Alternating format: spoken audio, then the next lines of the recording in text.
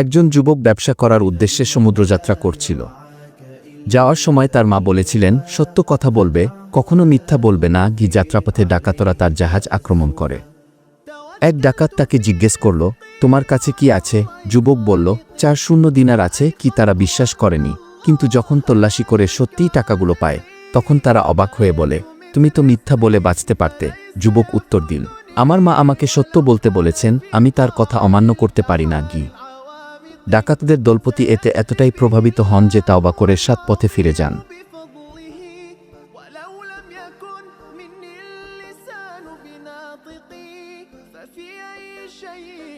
تذهب النفس حسرة وقد قسم الرحمن رزق الخلائق وقد قسم الرحمن رزق الخلائق إذا المرء لا يرعاك إلا